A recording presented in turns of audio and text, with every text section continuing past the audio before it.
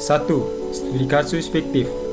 Adi, seorang staf pemasaran digital di perusahaan rintisan teknologi, mengalami tekanan berat setelah beberapa bulan terakhir menghadapi konflik personal dengan atasannya terkait ketidaksalahpahaman strategi kerja. Di saat yang sama, beberapa rekan kerja yang kurang kompetitif mulai melemparkan beban tugas mereka ke Adi secara tidak langsung. Akumulasi konflik dan beban kerja berlebihan menyebabkan Adi mengalami stres berat hingga mulai kehilangan motivasi dan menurunnya performa kerja. 2. Penjelasan singkat kasus. Kasus ini menggambarkan kombinasi antara konflik interpersonal dan stres kerja yang timbul akibat kurangnya komunikasi efektif antara karyawan dengan atasan, serta tidak adanya sistem manajemen kerja tim yang sehat. Konflik yang tidak terselesaikan dan beban kerja yang tak terbagi merata menjadi pemicu utama turunnya kesejahteraan psikologis karyawan tersebut.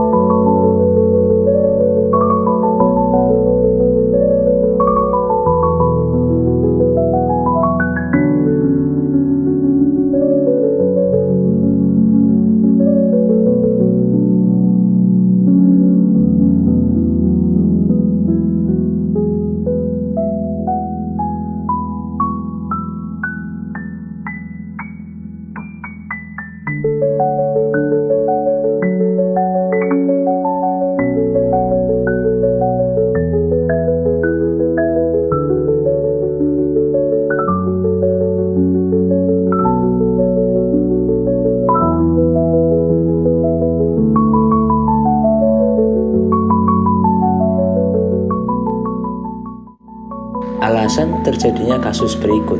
Yang pertama, kurangnya komunikasi dua arah antara atasan dan bawahan.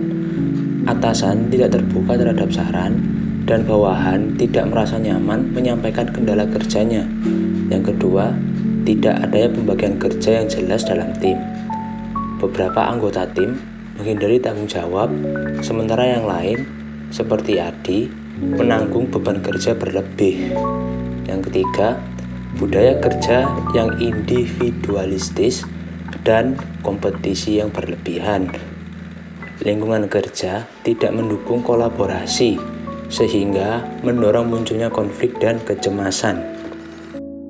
Lalu, apa akibat yang ditimbulkan? Yang pertama, penurunan produktivitas dan kinerja individu. Individu tidak lagi mampu bekerja secara maksimal karena adanya tekanan mental. Yang kedua, menurunnya motivasi dan kepuasan kerja.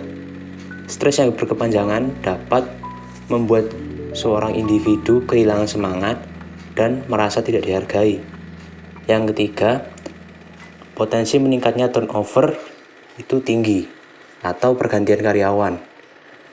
Jika hal tersebut tidak ditangani, karyawan yang stres berat akan berisiko resign atau pindah ke perusahaan lain. Lalu yang keempat, terganggunya kerjasama tim dan moral tim.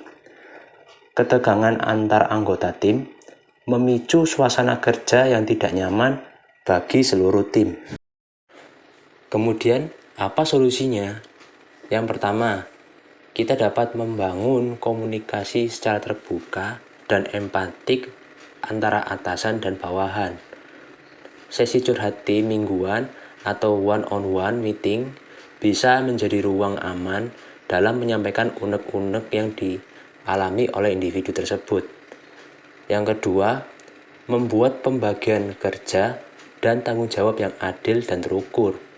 Setiap anggota tim, itu pasti memiliki deskripsi tugas yang jelas dan tanggung jawab yang setara. Yang ketiga, kita perlu melakukan adanya pelatihan manajemen konflik dan stres kerja.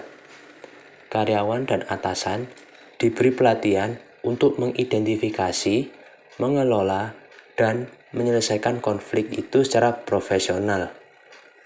Yang terakhir, kita perlu memberikan waktu istirahat atau konseling bagi karyawan yang mengalami burnout atau stres berat.